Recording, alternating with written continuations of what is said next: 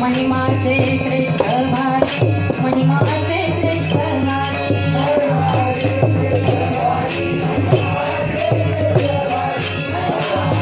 प्रसाद घेताची स्वामीचा प्रसाद घेताची स्वामीचा नाश होय चढरी तुझा नाश होय चढरी तुझा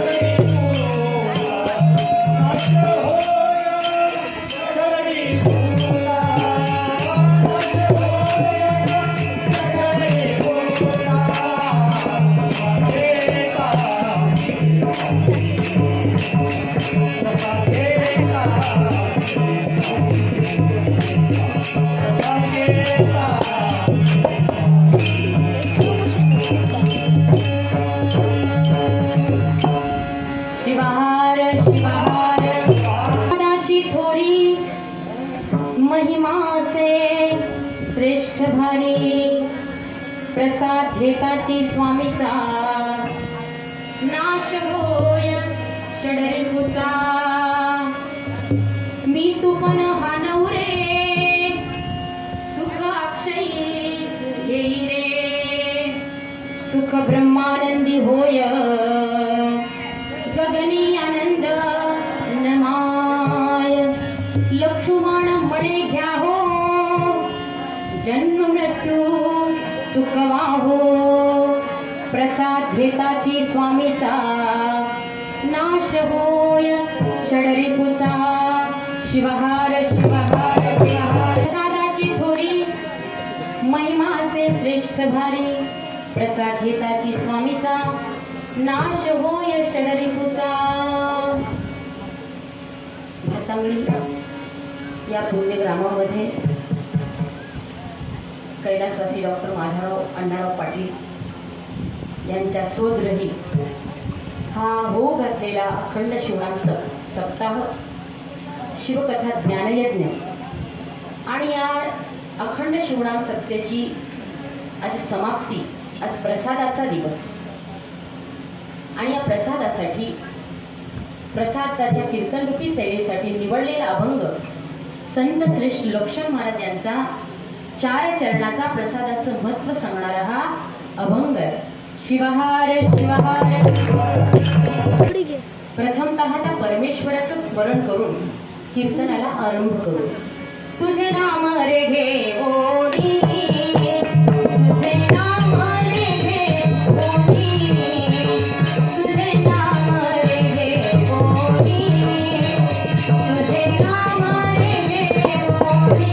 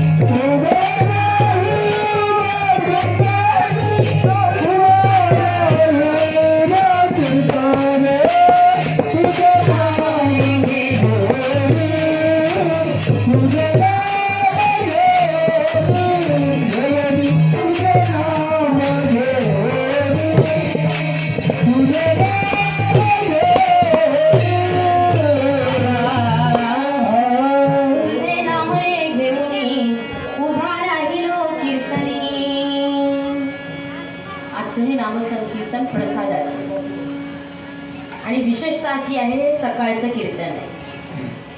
रात्रीचं कीर्तन म्हणून आमच्या काही महिला आल्या नाही आणि म्हणून काही रात्रीचे कीर्तन असतात आणि काही दिवसाचे असतात. आणि हे शेवटचं प्रसादाचं कीर्तन हे दिवसाचं असतं. कुणीही याच्यापासून वंचित राहू नये, कारण प्रसादाची वेळ अतिशय महत्वाची आहे. 5 दिवस सेवेसाठी ऐकण्यासाठी नाही आलं तर आलं, शेवटच्या दिवशी तरी उपस्थित राहावं. महादेव म्हणे, महादेव म्हणे, महादेव म्हणे प्रसादाची वेळ. महादेव म्हणे, महादेव म्हणे, महादेव म्हणे प्रसादाची वेळ. महादेव म्हणे, महादेव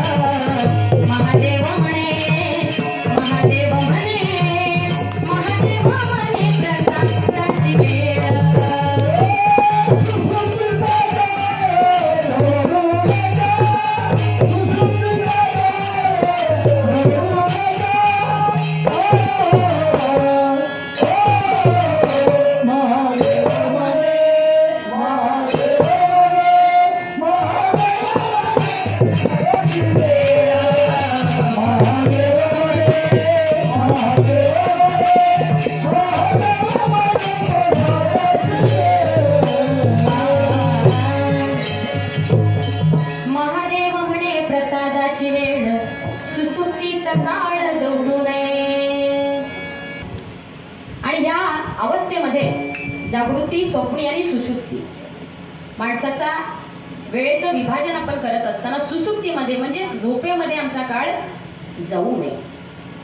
आणि म्हणूनच तुम्हा मला जागृत करत असताना कशासाठी, तर तुम्हा मला या प्रसादाचा लाभ व्हावा. कोणता प्रसाद आहे हा? अन्न ज्ञान प्रसाद आहे, नाम प्रसाद आहे, कृपा प्रसाद आहे. आणि कोणता प्रसाद आम्हाला इथे प्राप्त करायचा? का महाप्रसाद? प्रसाद शब्दाचा अर्थ आपण पाहत असताना प्रसाद या 3 अक्षरापासून हा प्रसाद शब्द बनलेला आहे. प्र म्हणजे प्रभू, सा म्हणजे साक्षात, तुझा साक्षात दर्शन करून देणारा हा प्रसाद असतो. मग हा प्रसाद कुणाकडून घ्यावा, कसा घ्यावा, कुठे घ्यावा, कधी घ्यावा, याचा काही नियम, याचे काही दंड तर तुमच्या आमच्या ह्या संप्रदायामध्ये ज्याला प्रसाद, ज्याला काला असंही म्हटलं जातं, तो प्रसाद आम्ही कसा घेतला पाहिजे, तर गुरुच्या हस्ताने तो प्रसाद घेतला पाहिजे. आणि या ठिकाणी गुरुवर्यांचंही आगमन होणार आहे. आचार्य गुरुराज स्वामी राजशेखर शिवाचार्य महाराज राजूरकर अहमदपूरकर यांचं या ठिकाणी आपल्याला ते आगमन या ठिकाणी होणार आहे. त्यांच्याकडून आपल्याला तो प्रसाद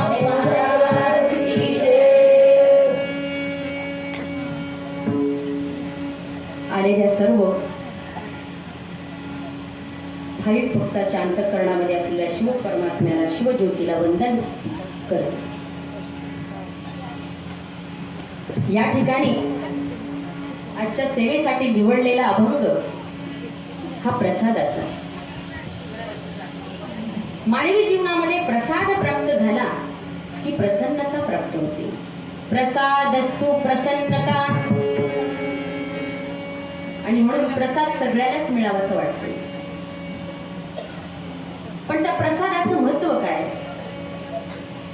अहो, आता 5 दिवस अतिशय सुंदर असा प्रसाद नाश्त्याचा प्रसाद होता, भोजनाचा सुंदर आचार्याने सुंदर स्वयंपाक बनवलेला होता. पण जेवत असताना असं झालंय का?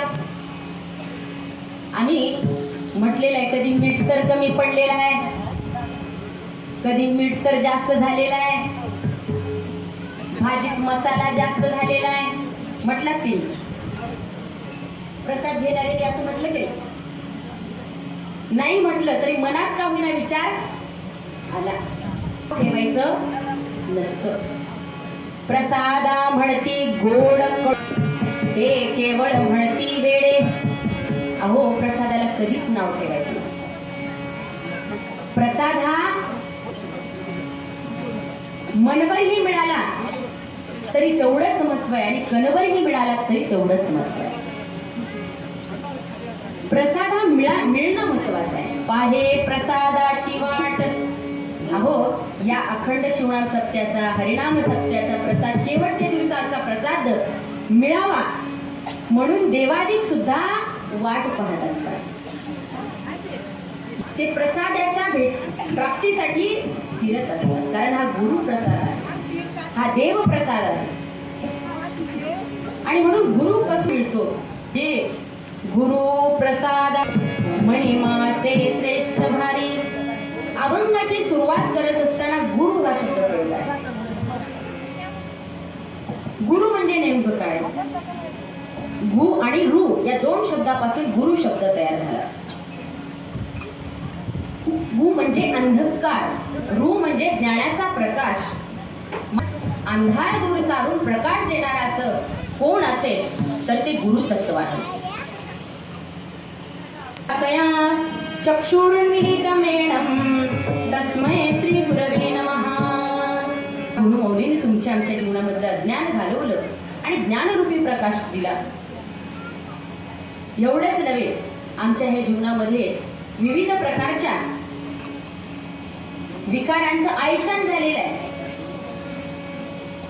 कसं आयचन झालेलं आहे? एक शेत आहे, त्या शेतामध्ये नांगरणीच केली नाही तर काय होतं? ते शेत पडीक पडतं आणि पडल्यानंतर त्याच्याकडे 2-4 वर्ष बघितलंच नाही तर काय होतं? खूप आयचन होतं आणि तिथं मोठे मोठे वृक्ष तयार होतील, खूप मोठं आयचन तयार होईल. पण त्या सर्व अडचणाला दूर करणारे कोण आहेत? तर कुऱ्हाडी त्याला दूर करते. तसं तुमच्या आमच्या जीवनामध्ये असलेलं हे विकार रूपी अडचण, काम क्रोध लोभ मोह विकार रूपी अडचण दूर कोण करतं? तर सद्गुरु ज्ञान रूपी कुऱ्हाडीने तुमच्या आमच्या अडचण दूर करतात. आणि तया श्री गुरुती नमो नमो. आणि म्हणून गुरु माऊलींच्या हाताने तुम्हाला मला प्रसाद मिळतो. त्या प्रसादामध्ये देवही भेटण्याचं सामर्थ्य आहे. गुरु थोर म्हणावा का देव थोर म्हणावा, आधी नमस्कार कोणाशी करावा. मजला भात तो सद्गुरु थोर भयाच्या प्रसादे शिवसंग भेटे. एरवी देव आम्हाला भेटत नाही बरं का. तपश्चर्या करावी लागते, खूप साधना करावी लागते, योग साधावा लागतो. पण तुमच्या आमच्यासारखी देव भेटण्यासाठी काय करावं? तर सद्गुरूची सेवा करावी. आता सेवा करावी असं सगळेच सांगतात आणि म्हणून एका भक्ताने ऐकलेलं होतं, गुरुंच्या चरणाजवळ राहावं आणि असं सांगितलं होतं. त्यांनी ऐकलेलं होतं त्या व्यक्तीनं की गुरु माऊलीची सेवा केल्यानं मानवी जीवनामध्ये भलं होतं. काय होतं? भलं होतं. त्याच्या जीवनामध्ये परिवर्तन होतं, त्याच्या जीवनामध्ये बदल होतो. आणि मग तो व्यक्ती गुरुचा शोध घेत घेत घेत निघाला. एक गुरुमाऊलीचा मठ त्याला दिसला आणि त्या मठामध्ये तो राहू लागला. गुरुपौर्णिमेचा उत्सव होता आणि गुरुपौर्णिमेच्या उत्सवाच्या निमित्तानं तोही तिथं गेला. सगळ्या लोकांची लगबग होती. कुणी गुरुमाऊलीची पादपूजा करत होतं, कुणी आरती म्हणत होतं, कुणी चरण प्रक्षालन, कुणी जे काही तिथं. कारण गुरुमाऊलीची सेवा करण्यासाठी काही प्रकार आहेत. आप्तसेवा, स्थान सेवा, अंग सेवा आणि सद्भाव सेवा. आप्तसेवा म्हणजे गुरुमाऊली आपलेच आहेत, माझेच आहेत म्हणून त्यांची सेवा करणे. स्थान सेवा, गुरुमाऊली ज्या ठिकाणी राहतात, ज्या आश्रमामध्ये राहतात तिथल्या ठिकाणाची सेवा करणं, झाडून काढणं, तिची स्वच्छता ठेवणं, याला स्थानसेवा म्हटलेलं आहे. आणि आपल्या शरीरानं सेवा करणं, आपल्या अंगाने सेवा करणं, शरीराला शरीर झिजवणं, सदा सर्वदा योग तुझा घडावा, तुझे कारणी देह माझा पडावा. ह्या शरीरानं देह झिजवायचा, सेवा करायची. आणि मग त्या ठिकाणी सेवेचे प्रकारही त्याला सांगितले, काय कशी सेवा करावी लागते. आणि मग सेवा करण्यासाठी तिथं सांगितलेलं असताना प्रत्येक जण सेवा करत होता. नाही सेवा घडली तर मनामध्ये सद्भाव तरी ठेवा, ती फार मोठी सेवाच आहे, ज्याला सद्भाव सेवा म्हटलेलं आहे. आणि मी या व्यक्तीला सांगितलेलं होतं की गुरुमाऊली उठण्याच्या अगोदर झाडून काढायचं, तिथं पूजेसाठी बेल आणायचा, फूल आणायचं. आणि मग या व्यक्तीनं काय काय सेवा करायचं असतं ते सगळं लक्षात घेतलं. आणि गुरुमाऊलींच्या माध्यमातून आपलं भलं होतं म्हणून तो गुरुआश्रमामध्ये निघाला, तिथं सेवा करू लागला. पण सेवा करत असताना भलं व्हायचे काही चान्सेसच दिसेना. असंच मग गुरुमाऊलीची पूजा चाललेली होती आणि पूजा चाललेली असताना त्याचं लक्ष गेलं महाराजांच्या खडावाकडे. महाराजांच्या खडावा होत्या चांदीच्या आणि घ्यायच्या. पण कसं घ्यायच्या? 24 तास महाराजांच्या आसनाजवळ माणसं बसून राहायची. आणि मग रात्रीच्या वेळी महाराज थोडं विश्रांतीला गेलेले असताना त्या खडावा घेतल्या, पकडला गावाचा रस्ता. गावाचा रस्ता पकडल्यानंतर इकडे मात्र चर्चा सुरू झाली. महाराजांच्या खडावा गेल्या की तो असा त्या गावचा माणूस आलेला होता, तो दिसत नाहीये. म्हणून काही शिष्यमंडळी त्यांच्या घराकडे गेली. गावाकडे एक नाही, दोन नाही, बऱ्याच जणांना विचारलं. महाराजांच्या पायाने बरं होतं, त्यांनी ऐकलं होतं महाराजांच्या पायाने बरं होतं आणि माझंही बरं व्हावं म्हणून त्यांनी काय केलं, खडावाच उचलून आणले. दृष्टांत झाला, पण सांगायचं तात्पर्य असं काय आहे तर महाराजांनी तुम्हाला आम्हाला वस्तू स्वरूपात दान दिलेलं नाही, तर त्यांच्या कृपा प्रसादानं. अहो, एक कासव आहे, कासव आणि तिचं पिल्लू, या दोघांमध्ये कसं नातं आहे ती कधीच आपल्या पिल्लाला दुग्धपान करत नाही. कासवी फक्त ती पाहते आपल्या पिल्लाकडे आणि तिचं त्या कासवाच्या पिल्लाचं पोट भरतं, ते आपोआप वाढतं. कुर्मातानी बाळे पोशिले प्रीतीने, अन्य दुधावीन वाढताती. अहो, महाराजांनी ते आम्ही गर्दी करतो त्यांच्या पायावरती डोकं टेकवण्याची आणि करण्याची, पण महाराजांनी दुरून जरी आमच्याकडे नजर टाकली तर तुमच्या आमच्या जीवनाचा उद्धार होतो. कृपा दृष्टी आमच्यावरती पडली पाहिजे. आणि म्हणून तो कृपा प्रसाद आहे. शिवहार शिवहार. आणि म्हणून हा प्रसाद मानवी जीवनामध्ये मिळणं फार महत्वाचं आहे. आणि या प्रसादाने माणसाच्या जीवनाला परिपूर्णत्व येते.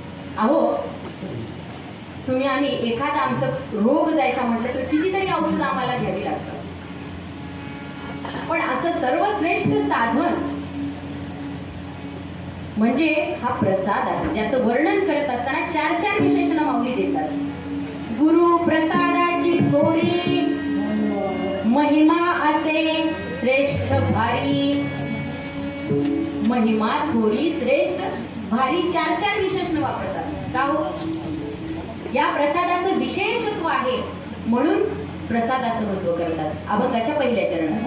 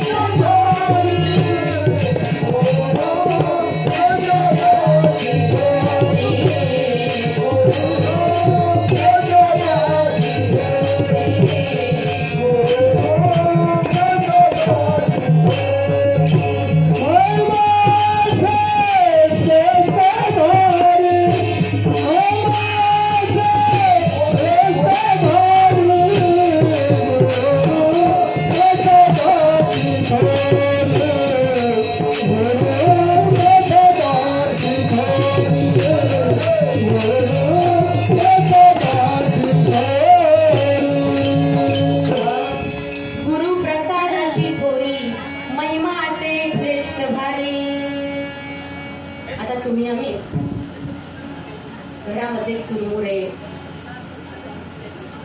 घरामध्ये असलेला तो नारळ प्रसाद आहे, घरातून नेतो तेव्हा त्याला चुरमुरे असं नाव आहे, त्याला लाह्या असं नाव आहे, नारळ असं नाव आहे. पण भगवंताला अर्पित केले की अर्पिल्याचे फळ राहोने दोषमळ. अहो, प्रसाद म्हणून स्वीकारलं की त्याच्यातले सगळे दोष नष्ट होतात आणि त्याच्यामध्ये पवित्रपणा येतो. आणि म्हणून तुमच्या आमच्या सिद्धांतामध्ये असं सांगितलेलं आहे, लिंगार्पित कर्म परमहाची धर्म जाणून या वर्म सुखावला. जे जे आम्हाला सकाळपासून संध्याकाळपर्यंत ज्या वस्तू उपभोगायच्या आहेत त्या वस्तू उगे घ्यायच्या आणि वापरायच्या नाही, त्या काय करायच्या? शिवार्पणम. काय म्हणायचंय? शिवार्पणम, शिवार्पणम, शिवार्पणम. काय म्हणायचंय आपल्याला? थोडं म्हणा, थोडं प्रॅक्टिस होईल. शिवार्पणम, शिवार्पणम. अहो, भस्म लावायचे, तेल लावायचे, पावडर लावायचे, गंध लावायचे, काय जे काही वापरायचे ते सर्व शिवाला अर्पित आपण केलं पाहिजे. तुमच्या सिद्धांतामध्ये लिंगार्पित कर्म माऊली सांगतात, लिंगाला अर्पित करून तो प्रसाद होतो. आणि म्हणून तुमच्या आमच्या जीवनामध्ये या ठिकाणी खूप मोठा सिद्धांत आम्हाला सांगितला. या मनुष्य जीवनामध्ये तुमचा आमचा देह नश्वर आहे. हा देह सुद्धा एके दिवशी जाणार आहे. थोड दिवस येईल कैसा नाही देहाचा भरवसा, केव्हा काळ झाला घालील कळेना, सुराट पेना ती क्रूर. तुमचा आमचा देह, या देहावरती कधी काळ घाला घाली आणि कधी आम्हाला इथून घेऊन जाईल माहिती नाही. आणि म्हणून तुमच्या आमच्या देहाने भगवत सेवा केली पाहिजे आणि भगवत सेवेचं फळ म्हणून आपल्याला तो प्रसाद मिळणार आहे. आणि म्हणून तुम्हाला मला सांगितलं की आम्हाला अगोदर काय करायची सवय असावी. आम्हाला नुसतं काम नको पण दाम पाहिजे, सेवा नको पण मोबदला पाहिजे. तसं होत नाही. सेवा केल्यानंतर मेवा मिळतो. आणि म्हणूनच तुमच्या आमच्या देहाची सार्थकता कुठे आहे? गुरु सेवा करण्यामध्ये आहे, माता पित्यांची सेवा करण्यामध्ये आहे, समाज सेवा करण्यामध्ये आहे, दिनदुःखितांची सेवा करण्यामध्ये आहे, जे रंजले गांजले आहेत त्यांची सेवा करण्यामध्ये आहे. उगीच परमेश्वराने हा देह दिला नाही, याला साठवून ठेवण्यासाठी, या देहाचे चोचले पुरवण्यासाठी. आम्ही मात्र आहार निद्रा अभळ आयुष्य घालू लागलो. पण माऊली सांगतात, धिग्ग त्याचे जिने धिग्ग तो व्यवहार, प्रभू गंगाधर आठवेना. आणि ज्याच्या जीवाला भगवत भक्तीचा छंद नाही त्याचा देह व्यर्थ आहे असं माऊली सांगतात. छंद नाही नामाचा देह काय कामाचा.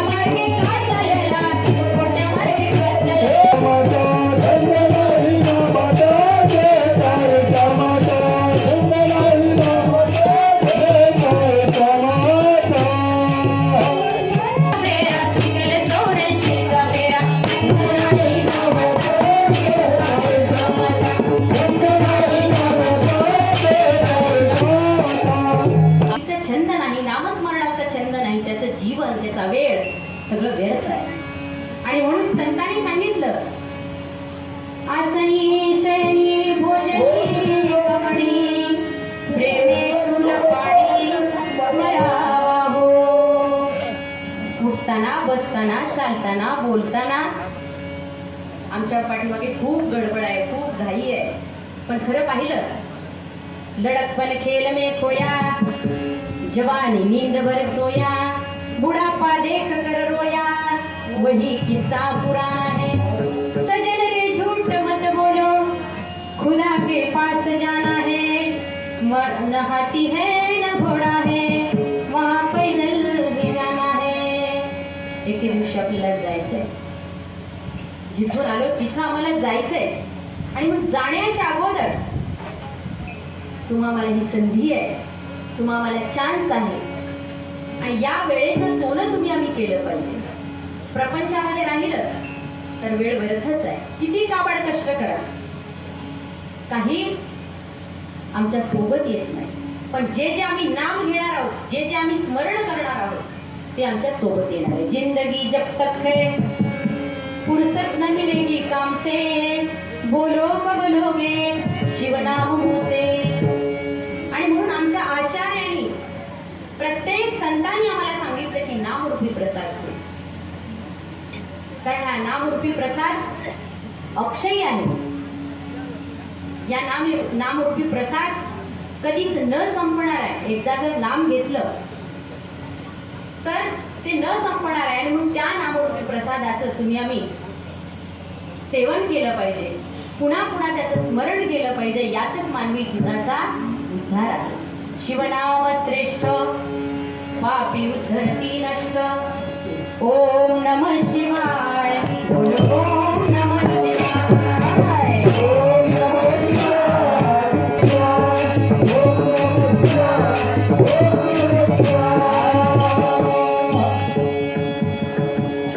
महाप्रसाद, भोजन प्रसाद घेतल्यानंतर तो एक 3 तास 4 तास आपल्या उदरामध्ये राहील, पण नामप्रसाद मात्र आमच्या हृदयामध्ये शाश्वत राहणार आहे. आणि म्हणून माझे हृदय भुवन करा फुले सिंहासन. आणि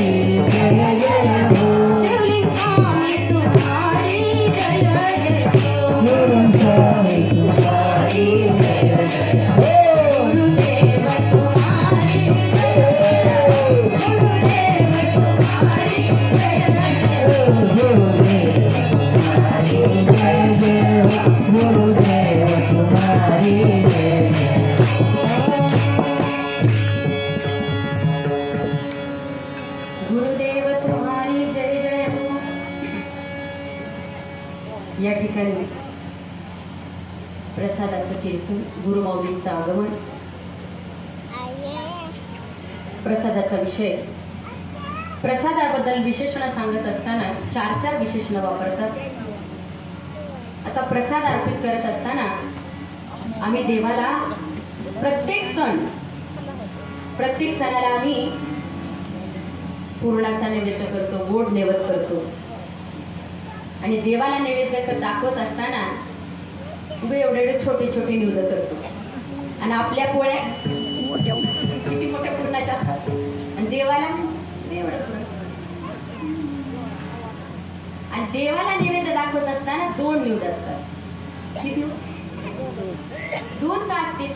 खरं पाहिलं तर देवाला नैवेद्य दाखवत असताना आपण जेवढं आपल्या ताटासाठी लावतो पूर्ण ताटच आपण वाढलं पाहिजे, ते शिवार्पित केलं पाहिजे. पण आम्ही मात्र फार कंजूस. देवाला नुसता हात भात सगळं आम्हाला. देवा ही जी माता आहे ना, ही कन्या जी आहे ना, 2 कुळाचा उद्धार करते. इकडच्या आईच्या पण कुळाचा आणि इकडच्या सासऱ्याच्या पण कुळाचा. आणि म्हणून 2 निवेद दाखवायला सांगितले, दोन्ही कुळाचा उद्धार करण्यासाठी. अहो, ह्या नारीचं वर्णन करत असताना नारी ही आदिमाया शक्तीची रूप आहे.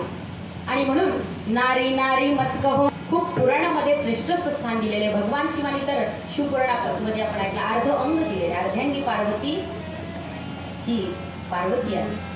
आणि म्हणून या पार्वती मातेकडे फार मोठं कुलाचाराचं आचरणाचं खूप जबाबदारी आहे बरं का. कारण आपण इकडचे गृहमंत्री आहोत आणि घरातल्या ज्या काही आपल्याला विधी आहेत, मग घरातला स्वयंपाक आहे, घरातलं आचरण आहे, ते शुद्ध सात्विक कसं असावं याच्यावरती आपला कटाक्ष असला पाहिजे.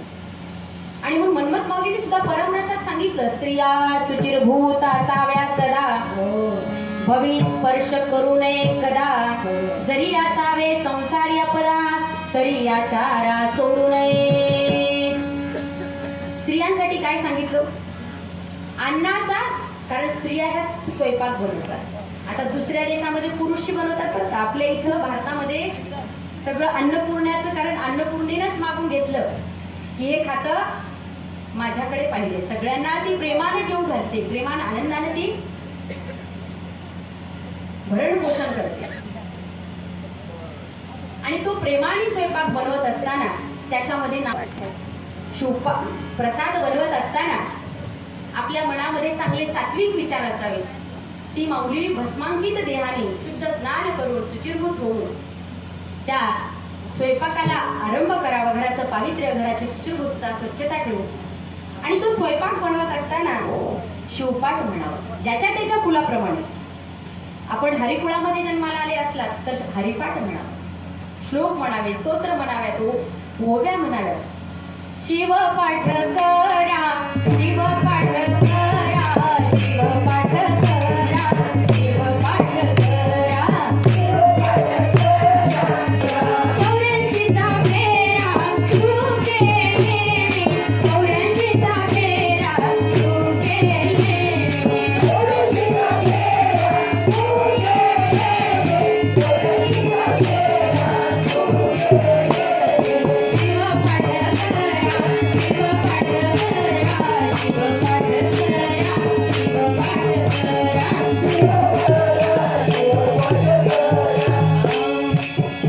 पण हरिपाठ पाठवू, कारण सगळे साक्षर आहेत, सुशिक्षित आहेत.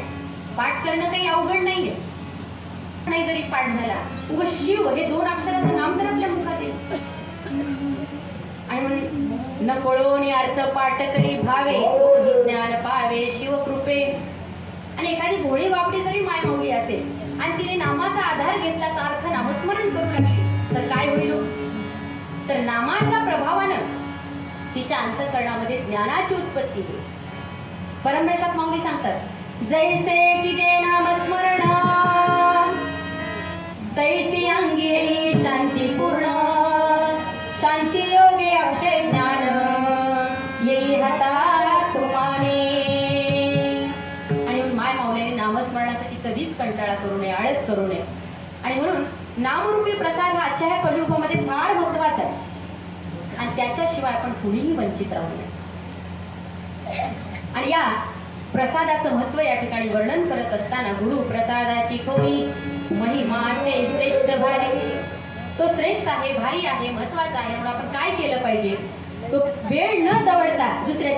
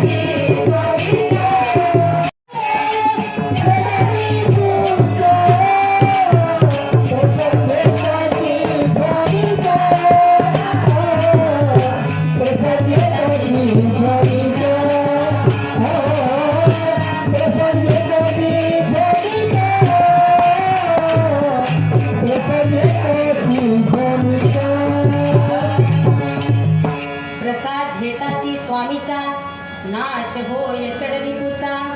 आणि म्हणून हा प्रसाद घेतल्याबरोबर काय होतं, लाईटचं बटन दाबल्यावर जसं बल्ब लागतो, नवे वेगवेगळे उपकरण चालू होतात. लाईटचं कनेक्शन दिलं नाही तर हे स्पीकर चलतं का, चलत नाही. त्याच्यामध्ये विद्युत प्रवाह जोडला की हे सगळे उपकरण चालू होतात. तसं तुमच्या आमच्या जीवनामध्ये हा प्रसादाची प्राप्ती झाली की लाभ काय होतो माऊली सांगतात, तर नाश होय षडरिपूचा. तुमच्या आम्हाला जीवनामध्ये खूप त्रास देणारे षडरिपू आहे. ते कोणते, काम, क्रोध, लोभ, मोह, दंभ, अहंकार. हे षडविकार मला खूप सतवू लागलेले आणि हे षडविकार आमच्या शरीरामध्ये घर करून बसलेले आहे. याला बाहेर काढण्यासाठी संतांनी तुम्हाला खूप काही सांगितलं, पण सहजासहजी ते बाहेर निघत नाही, मध्ये आपल्या शरीरामध्ये घर करतात, कब्जा करतात. आणि म्हणून तुम्हाला संत सांगतात की प्रसादाचा महिमा असा आहे की प्रसाद घेताची स्वामीचा नाश होय षडरिपूचा. आणि म्हणून एक एक विकारांनी एकाएकाला नागवलं. पंच विषय तुमच्या आमच्या पाठीमागे येते. एवढे लोभ, मोह, अहंकार हे षडविकार आहेत. आणि मग ह्या माणसानं कसं जीवन जगावं. आणि म्हणून तुम्हा आमच्यासाठी सुंदर अशी योजना संतांनी केली. या विकाराची बाधा आपल्यामध्ये जीवनामध्ये येते. कामे नाडिले जनाला, अंतर पडे परमार्थाला, अहंकार हा दुस्तर, याचा फोड द्या विसर. अहो, रावणाने तेवढं वैभव मिळवलं, पण अहंकार आला, सगळं लयाला गेलं. या एका एका विकाराने माणसाला संपवलेला आहे. आणि आपल्यामध्ये तर सगळेच आहेत. आणि म्हणजे याचा नाश कसा करता येईल, तर तो आहे प्रसाद. एवढंच नव्हे, या प्रसादाचा सूक्ष्म परिणाम काय आहे, तर माणसामध्ये असलेला जो मी आहे, जन्माला आल्यानंतर तो काय म्हणतो, कोहम कोहम, मी कोण आहे. मग या जीवाला नाव दिलं जातं. हा हा, तो एक नामाभिमान प्राप्त होतं. पण खरं पाहिलं तर तो आहे का, या जीवाचं स्वरूप काय आहे. मनोबुद्धी अहंकार चित्तानिलाहम, न च श्रोत्र जिह्वे न च घ्राणमेवं, चिदानंद रूपं शिवोहं शिवोहं, चिदानंद रूपं शिवोहं शिवोहं. मूळ स्वरूप या जीवाचं, त्या शिवापासून हा जीव वेगळा झाला. आणि वेगळा होऊन तो मी जीव आहे म्हणून दुःखी होऊ लागलेला आहे, कष्टी होऊ लागलेला आहे. पण माऊली सांगतात हे दुःख कशामुळे, मी म्हटलं की दुःख आलं, माझं म्हटलं की दुःख आलं. आणि मग मी आणि तू हेच मुळात संपलं पाहिजे. आपण एखाद्याला दुसऱ्याला बोलत असताना तू म्हणतो, पण सद्गुरू काय करतात, इकडे तू आणि इकडे मी. सद्गुरू मध्ये थांबतात. मी तो तू आणि तू ते मी. म्हणजे सर्वव्यापी परमेश्वर आहे, तुझ्यातही देवच आहे, तूच देव आहेस अशा प्रकारचं आम्हाला बोध करून देणारे संत असतात. मी तुपन मी तुपन मी तुपन हान हो रे मी तुपन मी तुपन मी तुपन हान हो रे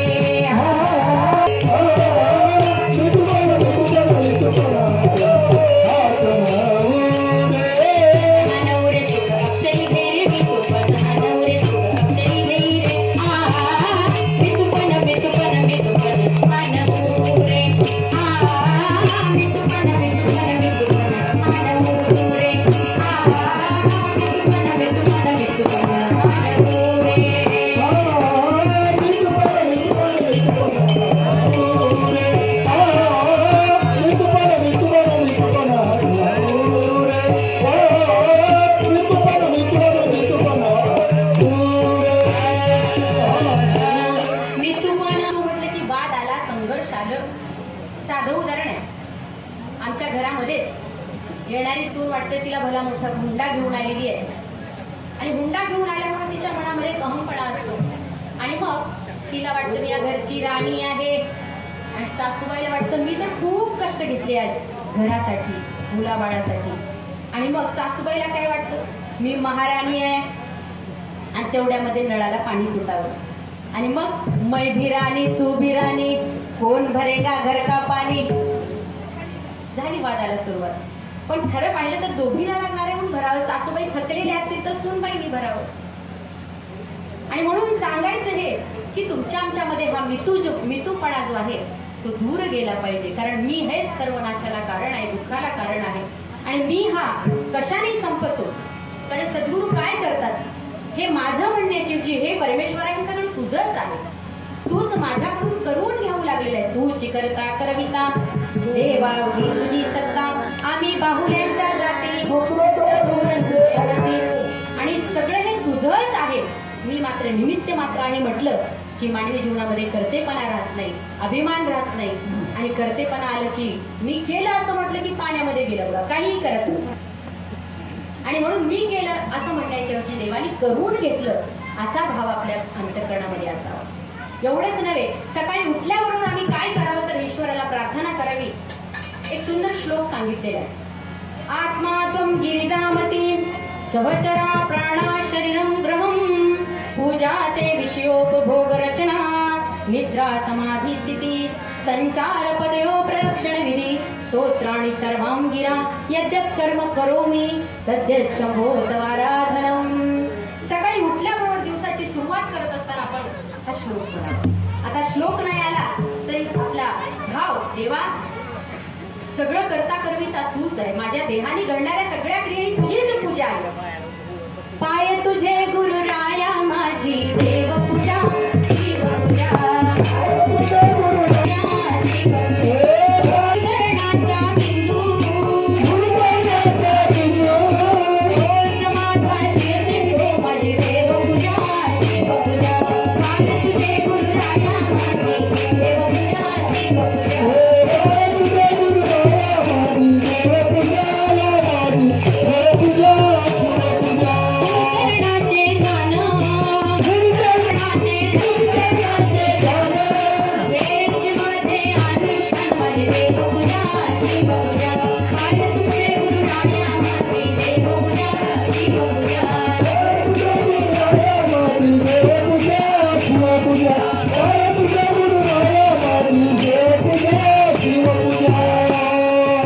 किती आपली महापूजा आहे.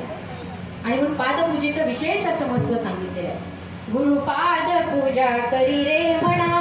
आपण इथं बाहेर होतो आता पूजेचा सोहळा झाला मध्ये पादपूजा करण्यात आली, मंगल आरती करण्यात आली. तुझा काही धंदा नाही माझ्या म्हणा गुरुपाद पूजा करू आम्ही सदा. आणि म्हणून या पूजेमध्ये गुरुभक्तीमध्ये गुरुदर्शनामध्ये गुरुसेवेमध्ये हा सर्व आनंदाचा काळ आहे. आणि तो आनंद किती आहे त्याचं माऊली वर्णन करतात. त्या आनंद किती मोठा आहे. एवढा किलोभर 2 किलो 4 किलो पोत 2 पोते किती आहे. सगळ्यात मोठं सगळ्यात विशाल असं गगन आहे, आकाश आहे. त्या आकाशामध्ये व्यापू शकणार नाही एवढ्या मोठ्या आनंदाची प्राप्ती आहे पुढच्या चरणामध्ये.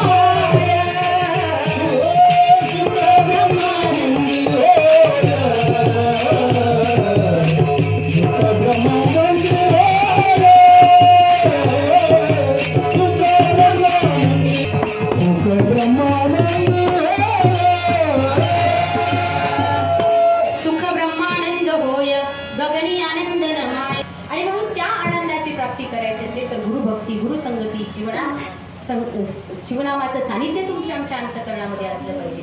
आणि शेवटी माऊली सांगतात की हा प्रसादाने काय होतं.